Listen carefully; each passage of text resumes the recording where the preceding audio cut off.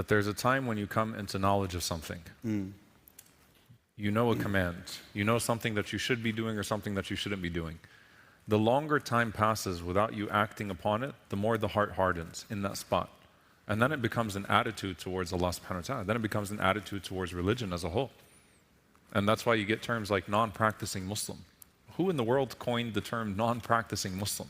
How do you be a non-practicing Muslim? The word Muslim entails submission. How do you non-practice submission? Right? It doesn't work. And so, like submitter who doesn't submit, right? Yeah, submit and not submit at the same time. And this is what Allah talks about Bani Israel and condemns the people of Musa alayhi salam in particular, right? He talks through, like, they got used to trying to find loopholes. They got used to abandoning acting upon the command, to where their hearts just became so hard that it was harder than rocks, right? Their hearts became harder than rocks. There was no penetration of the water anymore to their hearts. The water just bounces off the rock and goes right off now.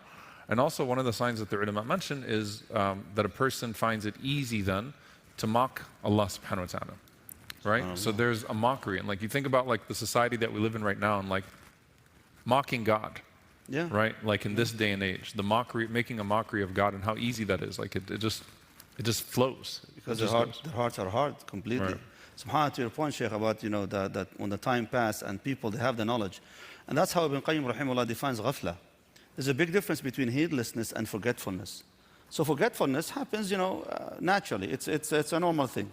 We're aware of something, but at some point we're completely unaware of it for whatever reason, whatever circumstances. And that's called nisyan. You forget. But if you remember, if someone reminds you, you go back again to it because you're not supposed to forget it. Ghafla, on the other hand, and heedlessness, he says, rahimahullah ta'ala, is that deliberate forgetfulness. Right. Like but you choose not to remember it. Meaning but you choose not to pay attention to it. So you go against what you know and what you're conscious of. Right. That is ghafla. Like the need to pray. You know what time for salah entered, but you're still playing. You're still doing whatever matters of dunya, or resting, or scrolling on your phone, whatever that is.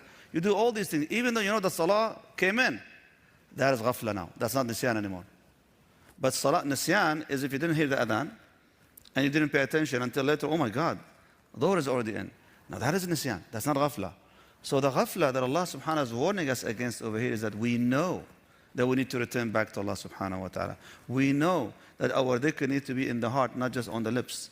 We know all these things, but we're not making enough effort.